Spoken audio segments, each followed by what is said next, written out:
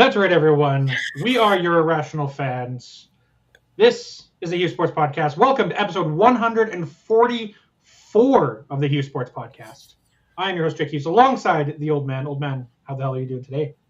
I am doing amazing. How about that new entrance? Yeah. Woo! Holy, Jake's been busy. Been trying to be busy. That is awesome, dude. Other than a brand new background, rearranging my office, I also somehow managed to find time while starting a new job last week to also make a new intro. Oh, sorry. No, it's awesome. I wasn't complaining. That was just, I enjoyed this stuff. I liked it. I like it. I mean, the song stays the same, kind of. Little update on the song.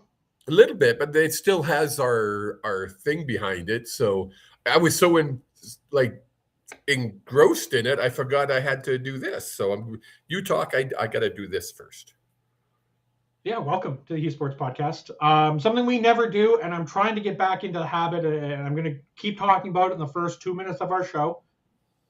Probably every week for the next 6 or 7 weeks. We cover the CFL. We cover the Vancouver Canucks. We cover Olympic hockey. I guess will probably be a brush for this year. Yeah. But we are irrational fans. We are fans that if you were to watch a game with us, you'd probably be like, okay, these guys are putting it on. No, that's how we normally watch games. We follow games a little too closely. We follow the teams a little bit too closely. In the case of the CFL, we follow the entire league a little too closely for some people. But we love it. We love it. It's who we are. We're not putting on. I feel the need to say we're not putting on some acts when we're in the middle of watching sports. Or when we're doing this show, a lot of people go, I love you guys' act on when you, and I'm like, act? No, that's just the way we talk to each other. It's not an act. This is just us. And it's funny because people who know us, they're like, yeah, that's just them. That's how they talk. That's just them. Yeah. So yeah, no, it's good. People will notice I have a bit of a different background. That's because I'm in a hotel room in Calgary, Alberta, getting ready to play the World Series of Poker Canada at the Deerfoot in Calgary. I'm playing that tomorrow morning after I'm on the Rod Show. Yeah, super exciting. You're able to qualify for a $2,200 tournament, the main events of the WSOP circuit. So if you want to follow the old man, you can download the WSOP Plus app. Why they named it that, I'll never know. It's an annoying WSOP Plus. It's two puzz back to back that don't align. It's terrible. But you can download the app. You can follow. You can sign up and follow the old man and keep track of how he's doing throughout the day. And hopefully what is a multi-day run at Deerfoot. It will be a multi-day run. I don't know. I've never seen you run for one day, let alone multi-days. So, but talking about big things happening in Calgary, let's get into the talk because we got lots to talk about this week because the CFL Winter Meetings did they come to a close or was this just day one of the stuff that they talked about? No, I think they're over. I'm not sure. My understanding was it was this week, and I didn't know if it was just Monday, Tuesday, Wednesday, and that's what they call a week now. 3 days, but yeah, I don't know. I thought I think it's over, but I could be wrong on that. Fair.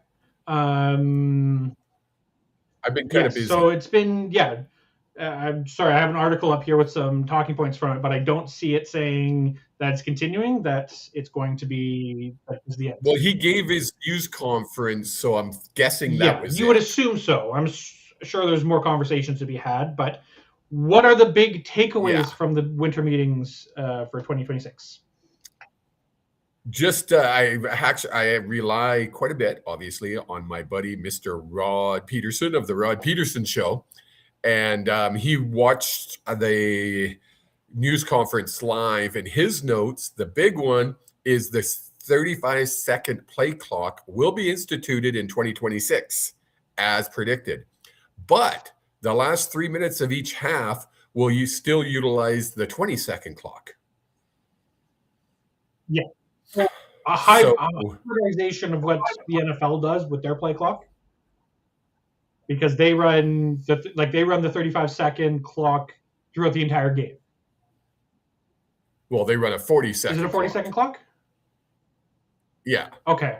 Because we didn't want to be American, so we made ours 35. Which is dumb. If anything, we should go 45 because our fields are wider. So if you have players on both sides of the fields running on you, they have to run further in 5 seconds less.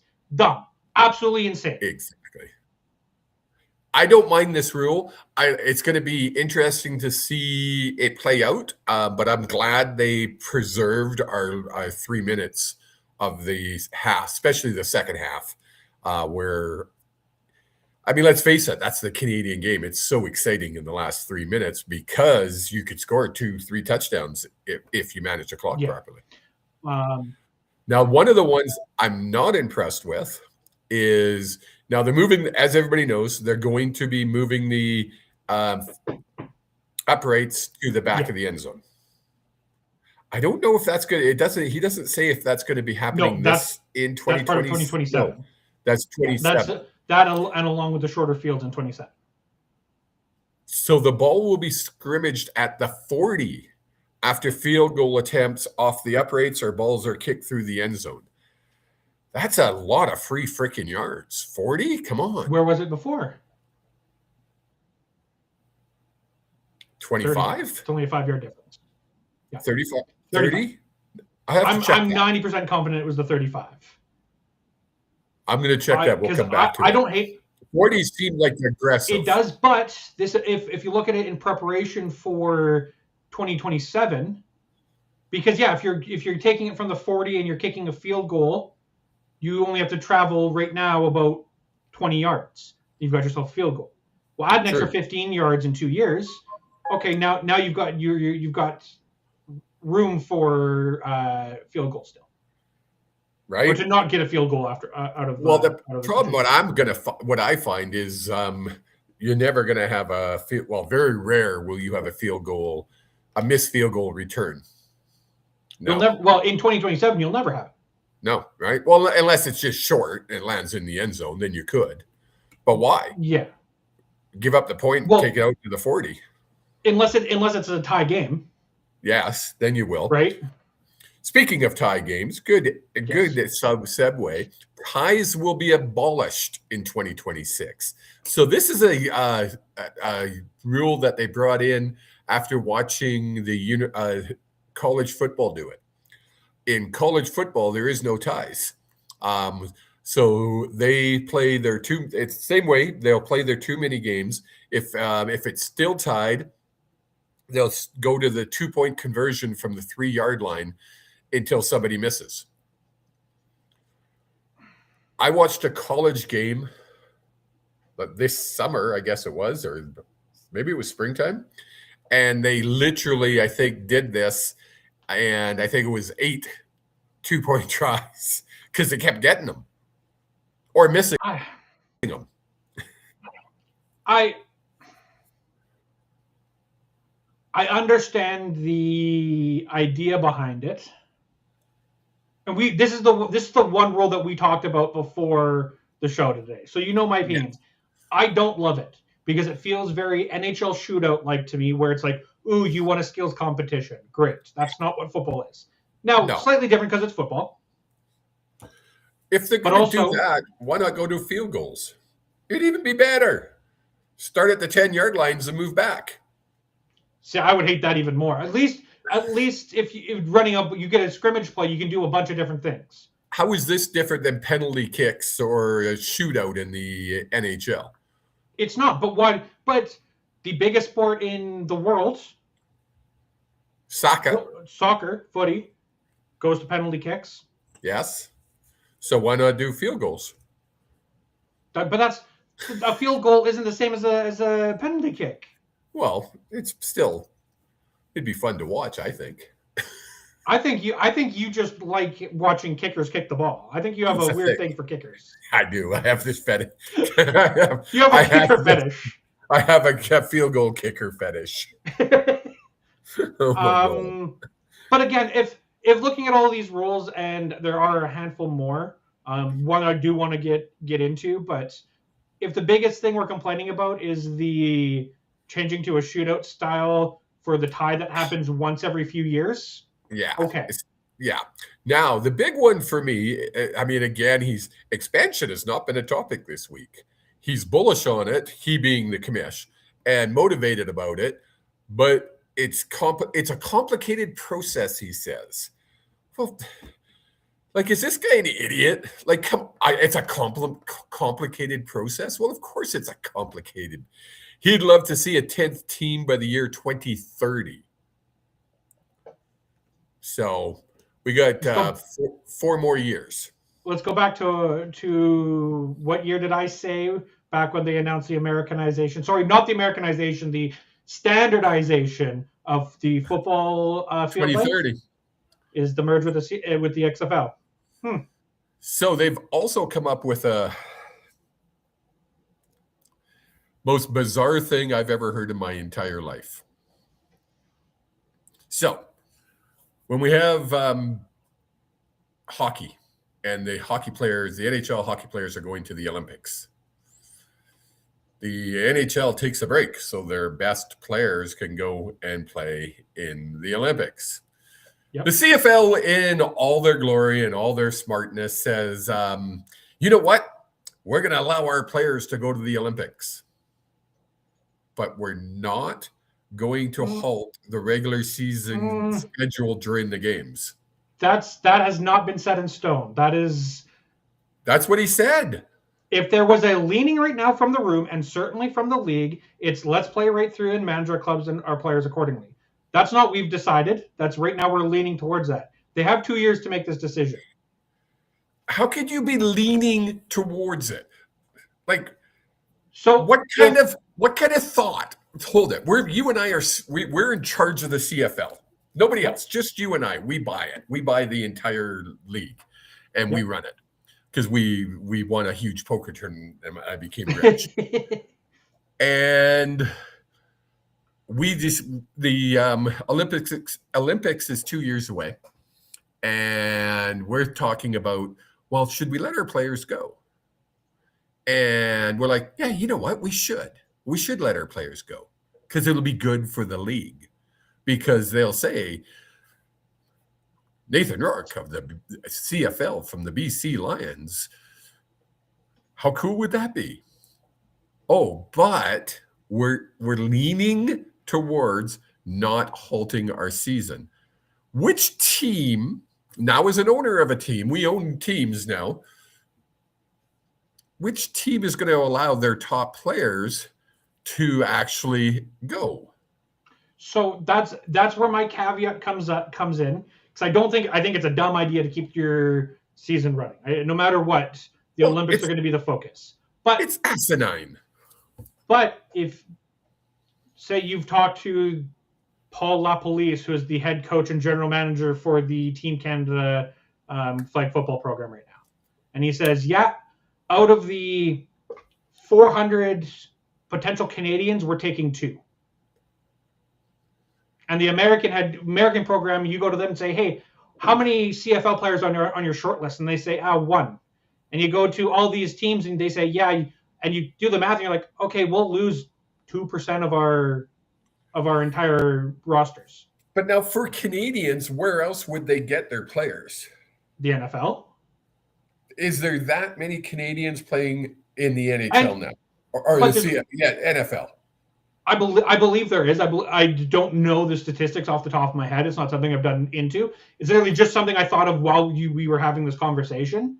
But it's I just assumed most Canadians are going to come from the CFL. See, and I don't think that. I think most Canadians are going to be part of the flag football program as is, or coming from the NFL. Just because it's like the NHL. Where do most of the hockey players come from? The NHL, because it's the Premier League. Now, are there some KHL players and legal players? Yeah, of course. But I'd say 80% of them are going to be from the NHL. There's actually 34 Canadians playing in the NFL right now. Now, would they be able to field a team? I mean, easily with 34 players, because with the flag football, it's only, I think it's 7 players, 6 players. Yeah, and it also depends on what positions they play too. Like the big one to me is a Nathan Rourke, the one on that list going for Team Canada because he's a quarterback. And as a Lions fan, I'm fucking livid. Right? But it's one of those. It's an O lineman. Okay, yeah, it sucks, but we've got. I'm still livid if it's Cameron Wake. Like, you don't, if that quality. Yeah, 100%. But at the same time, it's Cameron Wake should have never been in the CFL. We knew that. Yeah. The 1 year he played in the CFL, we knew it was a one-off. Yes. To me, I'm looking at the league with, I don't want to say childlike hope, but like ignorant hope might be the right word, of they have more information than we might have. Yes. I hope, because if it's even 5% of your rosters, you should shut down, because that's the top 5% of your rosters that are gone. True. Right? It's interesting to me. Yeah, it's going to be I never thought. See, my thought process was you're going to get most of your Canadian players from the CFL, and the NFL won't be playing when the Olympics are on, or will they? No. June, July. When is the Olympics? Good question. When does these? 2028. When is the NFL season? July 14th. July 14th is when the summer games open. Okay, so it'll be like all July into August. It doesn't start till September. Yeah, okay. Regular season doesn't start till September, so yeah, it wouldn't be a big deal. No. Interesting. Yeah. Interesting. So again, if it's it's less than 2% of your roster, okay. Yes, I understand. But if it's the BC Lions and Nathan Rourke is going, hey, BC, it's going to suck, but for 2028, your 2 buys are back to back. Oh, that's not a bad idea. Right? Why don't they just do that for all the teams? Good. Give all the buys that 2 weeks. Because we need even number teams before 2028 to make that happen. Yeah, whatever. But no, it's definitely something to keep an eye on and keep. I would love to reach out to Mr. La Police, as we did chat with him in Winnipeg. Remember me? But yeah, I'd love to have him on and get his thoughts on it, because I know we talked about it when it first was announced that the players are going. Now we've got a little bit more clarity on it, and he might have some more clarity on it too. And yeah, you really opened my eyes to that. So that kind of changes my whole thought process on it. And, like, do we need to? And that was just one of those things I thought of as we were having this conversation. Yeah. Again, I assume that they're having those types of conversations earlier as well, right? Holy crap. Guess who's in our chat? Who's in our chat? Charlie from Edmonton. Holy heavens. I thought Charlie just fell off the face of the earth and he wasn't around anymore. Well, Charlie, how you doing? If you went into the comments on some of our videos, he has been leaving comments on a semi-frequent basis. Wow, good for Charlie. Charlie, you got to show up live every once in a while. I know we're all over the board, but that's going to end now. We're going to go Wednesday, 7 p.m. Mountain. Hopefully for the rest of this year, right, Jake? I make no guarantees whatsoever. The one thing I really want to talk about is the handling of the replay center. This is something that was talked about during the season quite a bit. The result: if it's clear and obvious, have the replay center step in. Otherwise, let the official's decision take precedence to maintain positive game flow. So I like it. We're not going to have this get the ball set, No, wait a second. Oh. We're holding. Because, and it says, and in his quote, it makes sense. We know there will be fewer stoppages with the automatic 35-second clock, and we need the on-field officials relying less on the replay center. We're trying to balance, of course, getting the right call with game flow and making sure the game is moving at pace. Basically using that 35-second clock to say, hey, replay center, if it's not quick enough that you can say, guys, kill the clock, reset it, and go, and not kill that 35-second clock, we're moving on. Yes, I like it. The other thing they're considering, and I'm just going by Rod's post here, they're considering playoff format tweaks. Does your article say anything about that? No, I have nothing about that. Okay, interesting. And of course, there's been no pushback this week on rule changes. And they're all farting fucking rainbows, and there was unicorns bouncing around. Well, so I want to push back on that.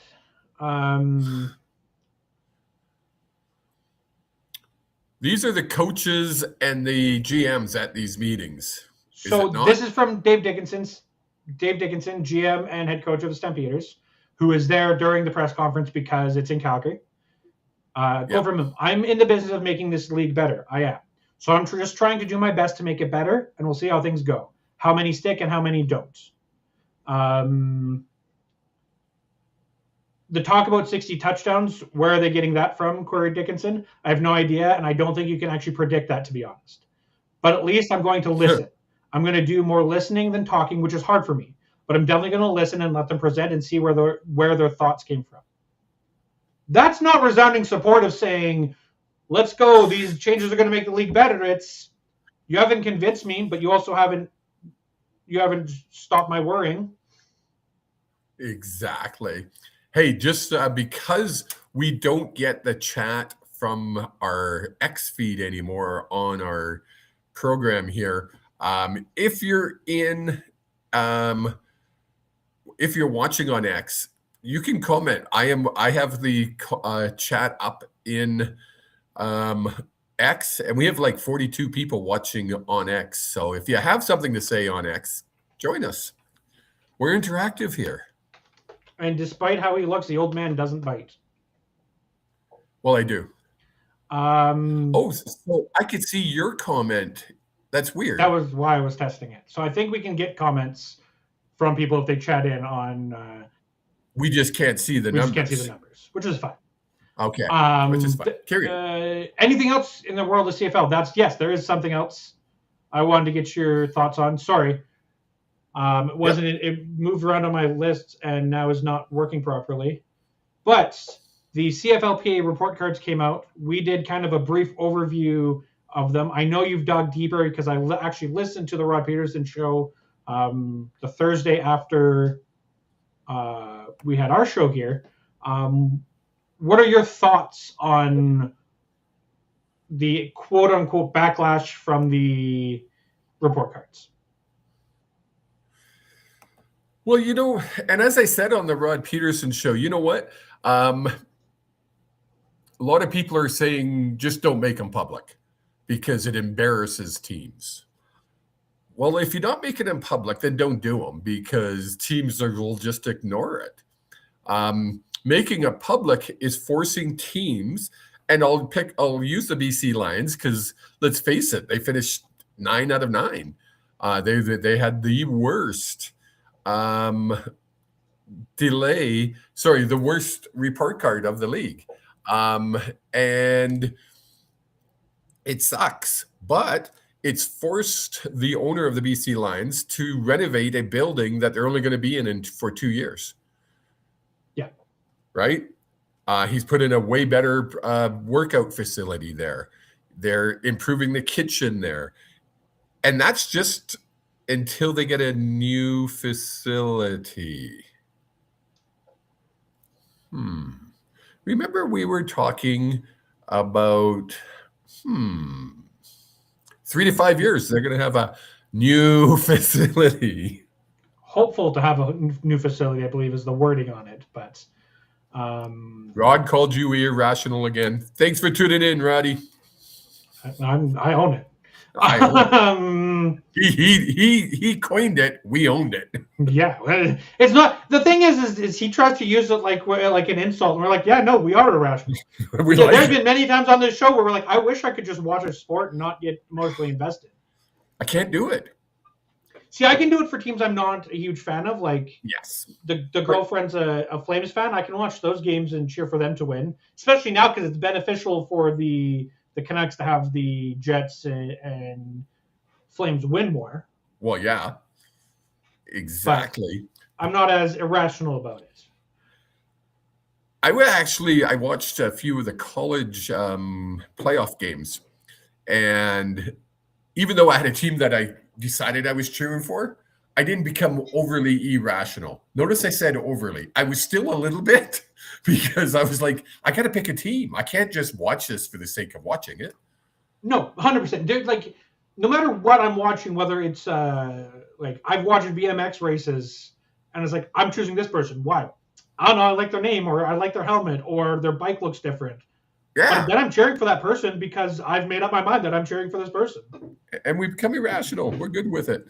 Yeah. It's like Survivor. You can watch.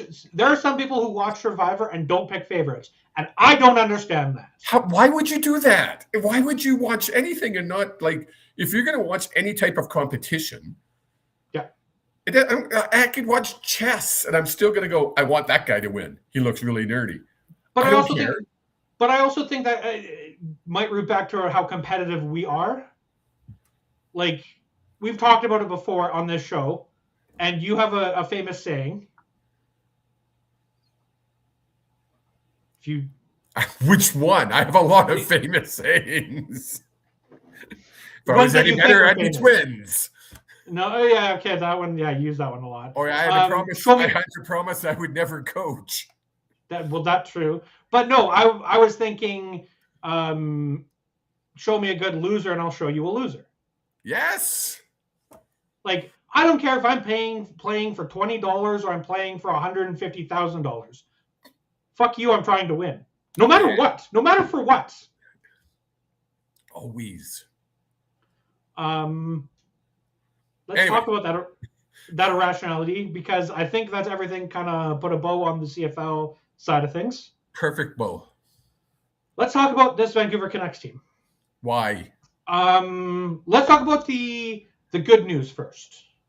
What? Demko's hurt and Sherwood's hurt? Well, that's not the good news. Oh, sorry. Earlier today, 5 hours ago, so at 2 p.m. our time, 1 p.m. Pacific time. Might have been earlier than that. I think it was earlier than that. It was just updated 5 hours ago. Okay. Patrick Johnson from the province put out an article, which was an interview with Jim Rutherford. Lots of interesting things. The biggest thing here is they did not use the word hybrid. They did not use retool. It is basically a full rebuild. It's gone from 1 to 2 years to 2 to 3 years. It's gone from, we'll talk about selling our UFAs to, we'd be dumb not to hang up the phone on any sort of deal for any type of player. Obviously not young players, because we're targeting young players and draft picks. Does this change your thought process as a fan towards this team? If they go out and start trading a Brock Besser, a Connor Garland, a more than just Kiefer Sherwood and Evander Kane. This team has become a utter and complete embarrassment this year. It's, I think, what are they, 1-7-2 in their last 10 now? 1-7-2 in the last 10. It's absolutely, I've given up watching unless I'm home and absolutely have nothing else to do, including playing tiddlywinks, cutting my toenails, trimming my nose hair. I will do everything I possibly can to avoid watching this team play because they're so horrible.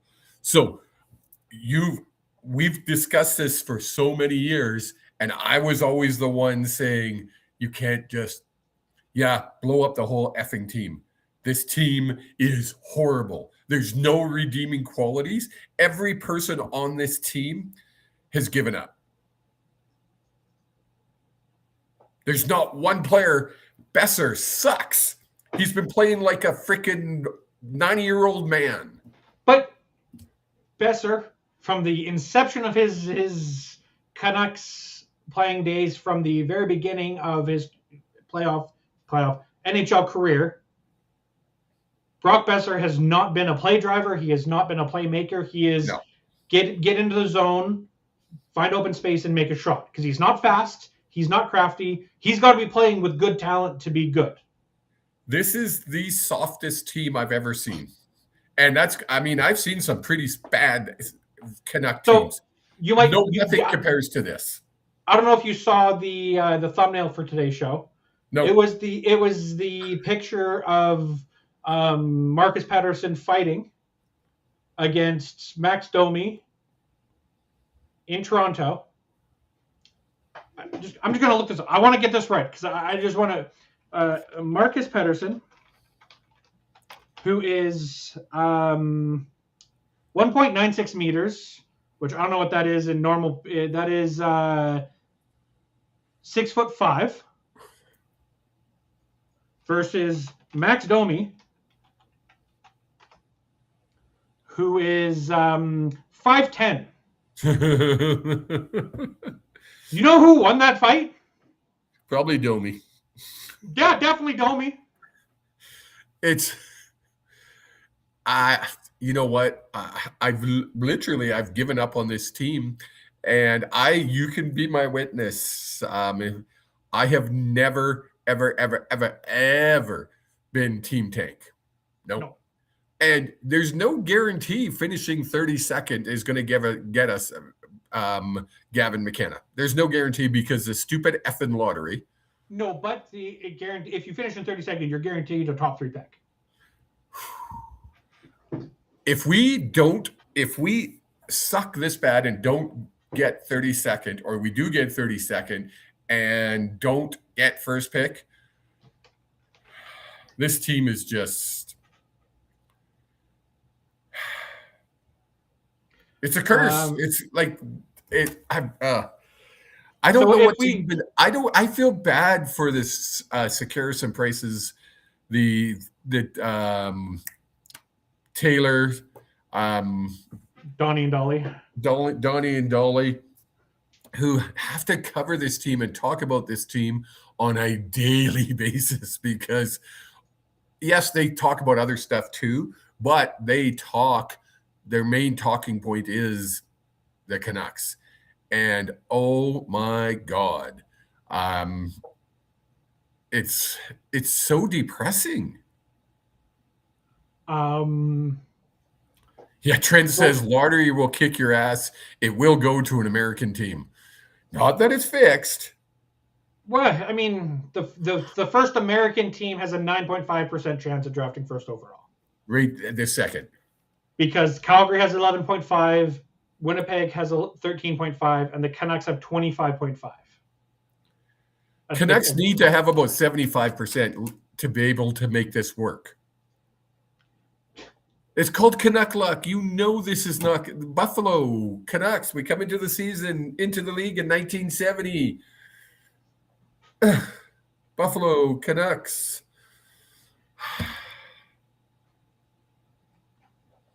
The nice thing is there are 3 really good players in this draft.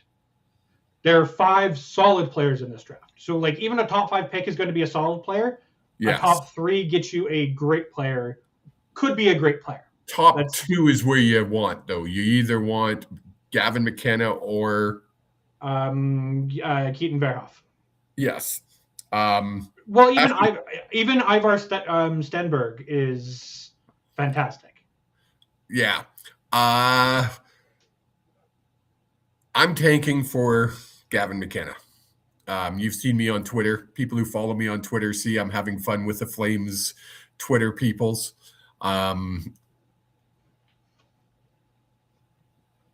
We don't even have to try to tank anymore. If the Canucks trade If the Canucks trade Elias Pettersson, which I think is more realistic now than it was last year, even despite the rumors of a deal to Carolina was out there. Yeah. If the Canucks trade Elias Pettersson, I'm trying to word it in my head properly. Yeah, Would that make you watch the team more or less? More. Just for the fact, depends what we get for him. Obviously, we saw what we got for Hughes. It would have to be a similar return. You're not getting a similar return for PD. I said similar, not the same. I think you'd be lucky with a first and a good prospect or a young player. Really? Yeah, I think you're getting 2 extra. Elias Pettersson, when he was at his top, wasn't a top 5 player in the NHL. Quinn Hughes is. So I did. Go ahead. Finish. I think whether it's like an Ogren type or even a prospect that hasn't played in the NHL and a first-round pick, I think that's a good deal. Yeah, hell yeah. Yeah. You were saying you were reading? I was reading somewhere, and I can't remember who it was. It was on Twitter, that the Canucks turned down an offer for Sherwood, and it was a second-round pick. Yeah. So Sherwood, I mean, again, hurt, but if Sherwood's getting you a first, there's enough teams out there with the "we can fix them" attitude. And how many times have you seen a player, I mean, go from Team A to go to Team B, and they sucked in Team A, and they were a superstar in Team B? Yeah. We've seen it so many times in the NHL. I think the issue with Elias Pettersson is his contract. $11.6 million signed for another 8 years. That's a lot of cap space, even with the cap going up. That's a lot of cap space being. That's amazing, actually. I never thought of it that way. Right. So Kiefer Sherwood, literally, there are 31 teams that you can trade him to, and they can probably find a way to fit him in under the cap. Wow. Yeah. Okay. Right. Even better, we'll take back an extra 4th-round pick, an extra 3rd-round pick, and we'll eat 50% of his salary for this next year, because what are we doing with the cap space? We're not spending to it. Yeah. Right? So we're saving that for next year, wouldn't we? Do the league minimum. But you can, if you retain this year on Kiefer Sherwood, you can retain next year on someone else. True enough, right? Right? You can have up to 3 retained salaries on your books at any time. I believe the Canucks still have 1 retained salary, so we have room to retain on 2. When is trade deadline? March 6th, 2026. So the beginning of March. So we basically have a month and a half-ish. And the league is shut down for 3 weeks during that time. No trade in that time? I don't know. There might be. Let me find out if there's a media or a roster freeze. Yeah, I don't know if there is or not, but whatever. We've got about a month and a bit.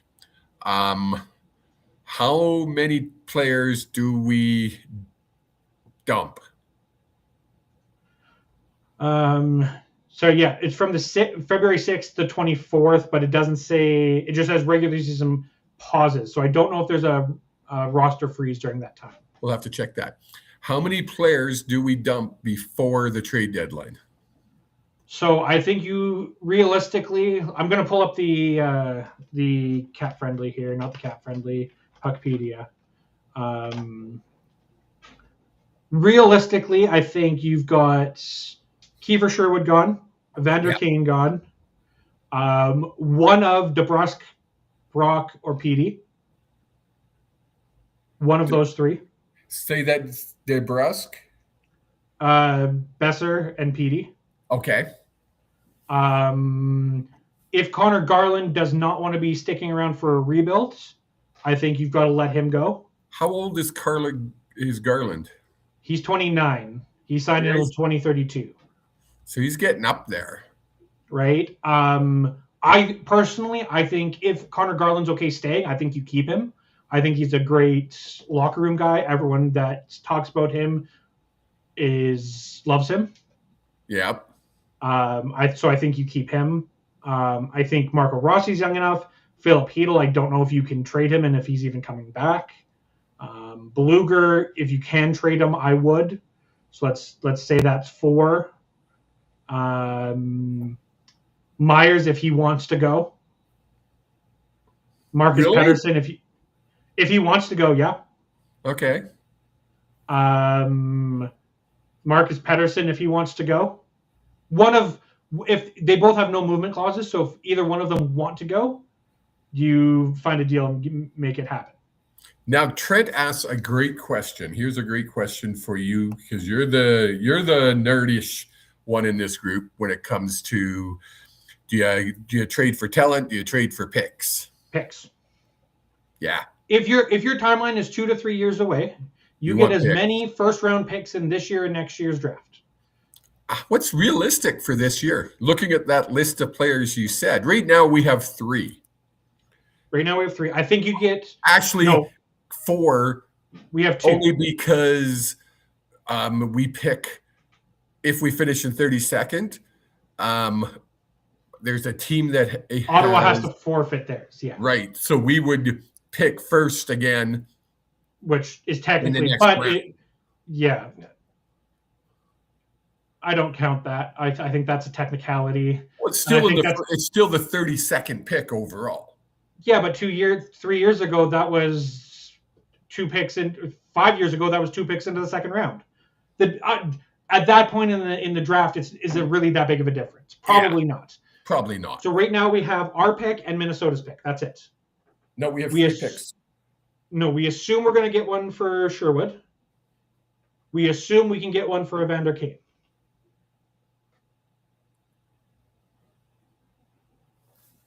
For some reason, when I looked, we had 3 first-round picks already. Well, if you're counting that second-round pick as a first-rounder, then yes. How many picks do the Vancouver Canucks have in the 2026 first-round draft? I'm looking at it from Puckpedia. We have 2. We have 2, okay. At this moment, the Canucks have 3. At this moment, the Canucks have 3 first-rounders. First round, number 1 is Vancouver.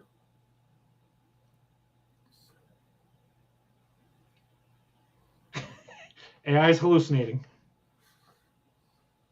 Well, they don't show it all. Yeah, because we don't even have our own third-round pick. So we've got 2 firsts, a second, a fourth, a fifth, a sixth. Interesting. So we got Vancouver. We got the first. We're picking first, let's just say. Yeah. Then we have right now, if we were... Then we have 27th. Yeah, that's from Minnesota. Yeah, and that's then it. We would have 30. We would have 32nd, which would be that second-round pick, because Ottawa forfeits theirs. Why are they forfeiting? What did they do? I don't know. Interesting. That's not something I'm remotely aware of, so not a clue.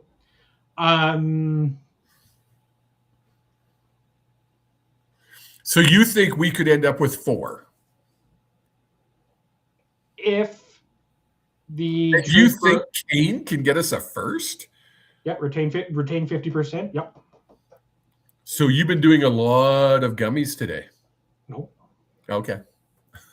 You don't think a team like Carolina, who's gonna if they actually have playoff hope, aren't looking at his numbers from last year's playoff run, going, well, maybe he just sucks on a team that sucks and is a playoff performer. We've seen it many times where you've got regular season players and you've got playoff performers. Maybe Evander Kane's just a playoff performer. Are you going to give up a first-round pick to win a cup? But I guess your 31 or 32 pick. Why not?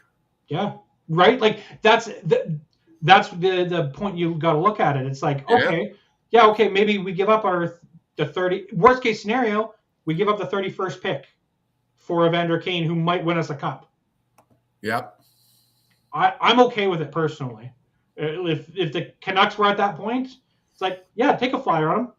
It would 5.125 million. So to cut that in half, 5.5 or 2.6 million ish is the cap hit. So it's workable. Is there an untouchable on the team right now? If your age is under 25, yes. Over 25, just wholesale. I'm taking a look here. Like, I don't think anyone, like, there's Philip Hedl, who he's 26. Nils Höglander's 25. If you keep him, great. He could be a veteran for this, but nothing. Teddy Bluger, Drew O'Connor, Sherwood, Kampf. Linus Karlsson might be the only one that's, I would say, untouchable, but I don't know too many teams that would be looking for a Linus Karlsson type. Then on defense, you've got Myers. Derek Forbort, who's LTIR, Myers, Marcus Pettersson, Filip Hronek. And then in goaltender, you've got Demko and Lankinen. Like, all of those players aren't going to be around when we're competitive again in 5 years. You don't think Lankinen will be? He's 30. In 5 years, he'll be 35. Yeah. He'd be in the twilight of his career as a goalie for sure. Right? Like, and his contract goes until then. So we're kind of stuck with him unless he wants out, or until 27, 28, when it becomes a 15-team no-trade list. Plus, for what it's worth, Nikita Tolopilo is looking pretty freaking good. Right? Now, my Not question... great, but he's looking good. If the Canucks were battling for a playoff position... Yep. Is Demko hurt? Yes. Of course he's hurt. Just throwing it out there. No, because... And I mean this with the most sincerity in my heart, as someone who, from literally watching highlights of him playing at Boston University before he came up to the team, before he kicked Markstrom out of the starter job, I've been a huge fan of Thatcher Demko. I thought he was the goalie of the future. He can't play more than 30 games without getting hurt. So what do you do with him? What's his injury? Lower body. You can't, if we're believing reports, and I have no reason not to at this point, it's not to do with the popliteus, and it's not his knee that's been bugging him. So it's another lower body injury. That's why I asked the question. Does he have to look in the mirror and say, look, I've got $8.5 million for the next 3 years. Do I call it a quits? Yeah. Because otherwise, like, if he sustains more lower body injuries, is he going to be walking with a cane by the time he's 38? Well, that's the problem, right? He's only 30 right now. I mean, we've said it so many times. You look at Collaros. I mean, we talked about Zach Collaros of the Winnipeg Blue Bombers and his concussions. Everybody's like, dude, just retire. Like, don't take the chance, because the next one might be the one. But to be fair, we said that about Sidney Crosby too 10 years ago. Right? He got lucky. Will Zach Collaros, if he gets hit, will he be that lucky? If Demko comes back this season, will he be that lucky? Will he end up in a wheelchair? Like, these are things where sports become real, right? Yeah. And I don't want that for him. I want Demko to come back, and because the team's in the spot where we're at, maybe he is gone for the rest of the year. Hey, look, we're not doing anything positive this season. We're going to put you on LTIR. You go get healthy.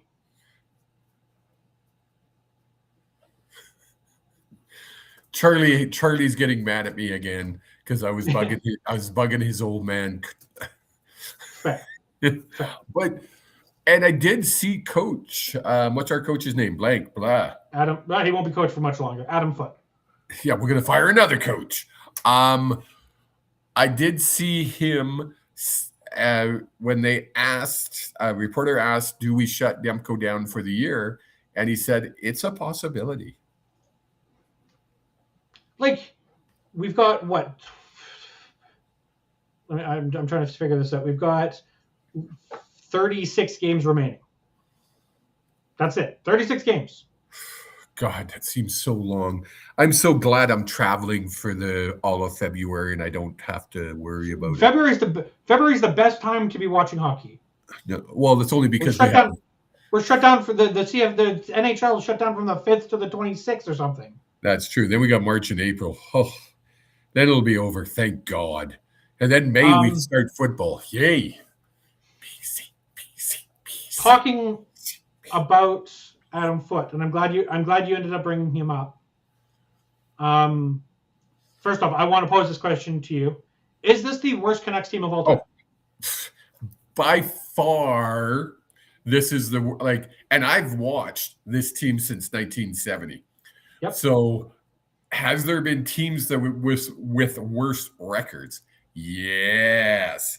Has there been teams that underperformed? Yes. There's never been a team that I've seen with so much hype behind it. EP40, Brock Besser, Hughes, Miller, Horvat. This is the worst team. Not just the worst Canuck team. This is the worst Vancouver team, period. Like in all sports. What year did we make the run in the 80s? It was 82, 84, right? 84. 84? 83, 84? No, 82, 83. 82, 83? I hope so. By the time 1984 came around, the season of 1984-85, this is 2 years from Game 7, or no, 84 was the year we got swept. So 2 years after making it to the Stanley Cup final, 25 wins in the season. And they probably showed more heart than this team. I can't account for. But that being said, I've talked about this ad nauseum over the last 144 episodes of this show. I've always said that the Canuck fans are diehards. They will support a rebuild if the team comes out and says that we're rebuilding. During the 80s, and I know it was a different era, and the CFL was bigger than what it is now. Mm-hmm. The BC Lions were way more attended than the Vancouver Canucks. During the stretch in the 80s, you were lucky, and I only know this because I listened to the crossover on today's Canucks Talk, but they were lucky to draw 8,000 fans to a Canucks game. It was terrible. I remember it. During the 84, like the late, basically from 84 onwards in the 80s. We could, that was back, I could go down to the stadium. My friend Stan Chepyeski was working as an usher, and he would just let us in. We'd go sit in empty seats. Because there's so many. But the BC Lions... we're like 17, 18 at that point, right? The BC Lions... 19, 20, 21. But the BC Lions at that time were outdrawing substantially the Vancouver Canucks. My question and concern is that after all this, Canucks fans are going to show up. They're finally going, they will support this team during a rebuild, and we're going to show Francesco Aquilini. My concern is now, you're not even watching the games on TV. The pricing is ridiculous for the product you're getting on home ice. I understand that. If the prices come back to a realistic number that people can afford, will the stadium have three-quarter empty seats? Well, the problem being, I'm going to say yes, but most season tickets, like you look at the lower bowl, I would say 75% of the lower bowl is all corporate. Yep. Right? So, and they corporate give those tickets away to their clients or customers. Yep. Right? When you're winning, you're only going to give those out to your top end clients. When they're losing, you're like, oh crap, I have 10 tickets here. Nobody wants to go because nobody wants the lower bowl is going to be empty. but they're still going to be selling tickets, the lower bowl tickets. Yes. So again, my biggest concern is now that I've been banging this drum for almost 3 years, over 3 years. In my personal life, I've been banging this drum for probably 10 years now. Exactly. Canuck fans will show up and will, no matter what, will support this team.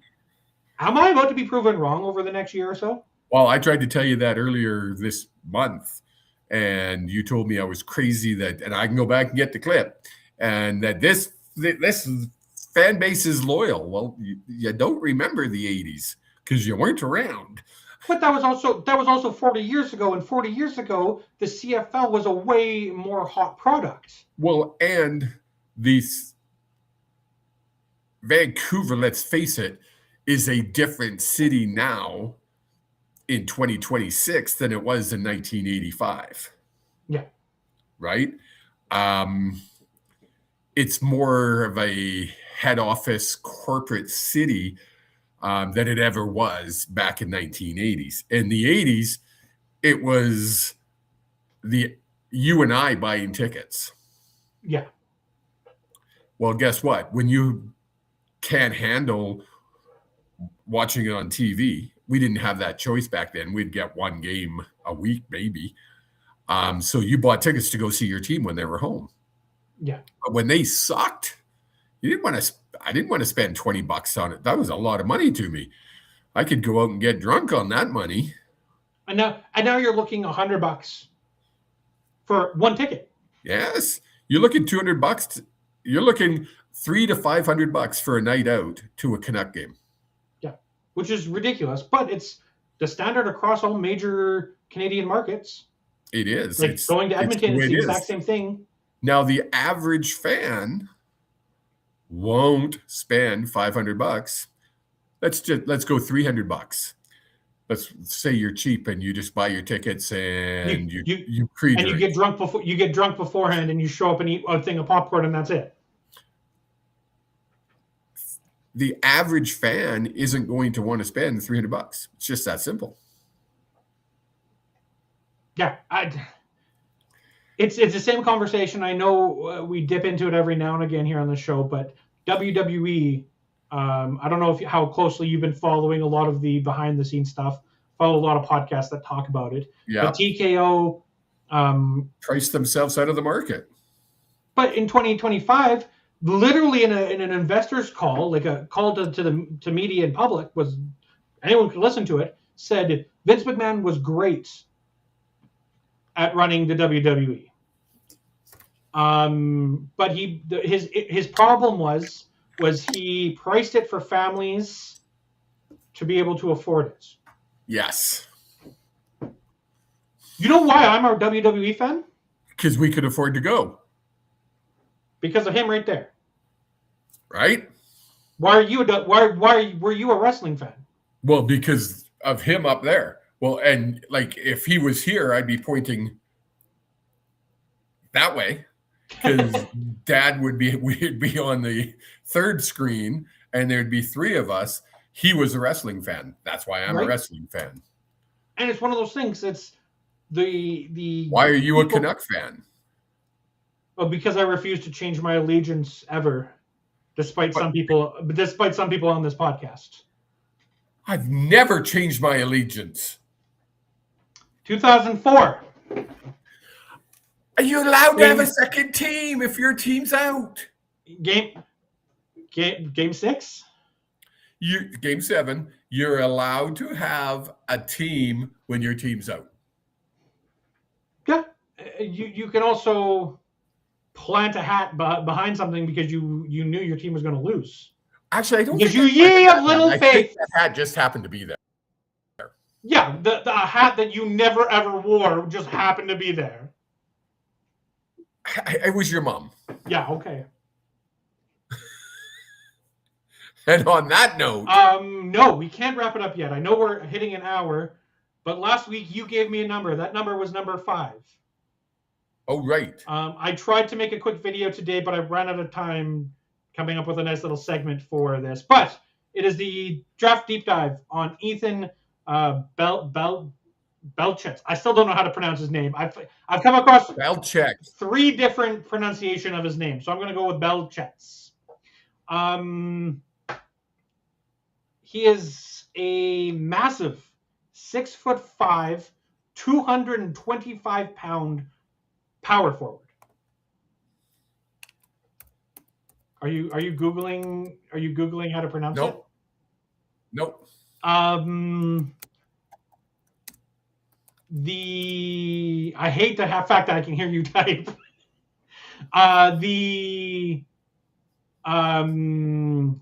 The biggest thing with him was he came into this season with I think it's the Spitfires and the OHL, Windsor Spitfires, about 10 pounds lighter than what he was when he left the team at the end of the 2024-25 season. Some of the comparisons that I was able to find are you're looking at Rick Nash, Brady Chuck, Mikko Rantanen. His ceiling, I mean, he's a top 5 pick. As I said, there's kind of a top 5 in this draft, top 4, top 5 in this draft. His ceiling is going to be an elite top line power forward. Some people said that his shot and his skill set could get him up to that 90-point level. Based off of some of the videos I was able to watch of his highlights, I don't think his shot is there enough. I mean, he's still only, how old is he? 20? No, 20. Is he 17 or 18? Either way, he's 17 or 18. Still lots of time to improve.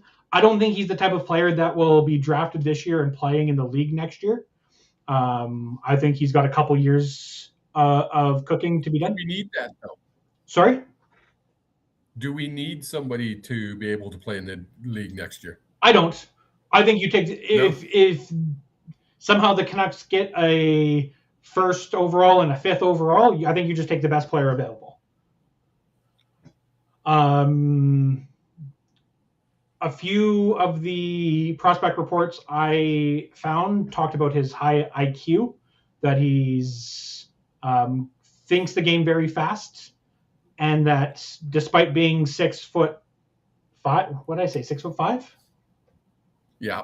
And 220 odd pounds, he's not slow. He's not a Tyler Myers type skater. He's actually quite quick on his feet and is not afraid to get into the dirty areas. So a prospect that I think would be very interesting for any team. I also think if the Canucks ended up drafting 5th overall for whatever reason, I think there's better options for the Canucks in that. Why would you put that? Why would you put that out in the universe? Because my thought process on this is that they've got the 1st overall pick, then they trade with someone who's just on the verge of making the playoffs, and they jump up from 15th and win the draft lottery. So we pick 1st and 5th. Oh, I see what you're saying. That was my thought. Cool. The only reason I say I think the Canucks could do better is because he's a winger, he's not a center. And I think the Canucks need to focus. I said best player available, but I also think positioning. If you're taking a Gavin McKenna, do you really need another winger, young prospect in that list, and go with more of a centerman position on that one? But yeah, that is a very quick deep dive into Ethan Belchetz. Next week, you will look at number 8. Alberts Smits. There you go. Where does he play now? He plays in Liga for Ukraine. He is Latvian. There we go. Cool. He will be 18 and a half at the draft. There's so many good sites for this that just literally give you everything. If you are a hockey nerd in any way, shape, or form, and you've lost your passion for watching your team like the old man has, just start learning about some of these prospects and watching fun highlights, because most of the time these guys are playing. I mean, for this player here, he's playing in La Liga, which is an adult league at 18 years old. So he's not going to stand off. But the with Ethan there. Watching him and his highlights, it's because he's playing against younger kids than him, and he's fucking 12 feet tall. It was kind of funny, some of the highlights. It was good hockey. So that's funny. Anything else from you, old man? No, I'm good. Let's look forward to next week. And if you are a sports fan of any type, tomorrow at 10 a.m., I will be guest host, as usual, on the Rod Peterson Show, right here on YouTube or Facebook. If you have the Game Plus television network, you can watch it there too. It's a great show, as Jake knows. He listens. Yes, I do. I usually listen to the podcast a day delayed because while I'm at work, I need to have something that's engaging but doesn't take up all my focus. So there you go. But yes, until next week, this was the Hughes Sports Podcast. Check us out everywhere you get podcasts, here on YouTube, Spotify, Apple Music, podcast, wherever it is, Stitcher, all of those. Please do give us a 5-star rating if you can. Share it with your friends. You can also head to hughesports.ca. I've been tooling around with some ideas for articles. I've been so busy with my new job and everything that I haven't had a chance to put an article together, but hoping this week that there will be a new article up at hughesports.ca. Have yourselves a wonderful night. Mwah. Goodbye.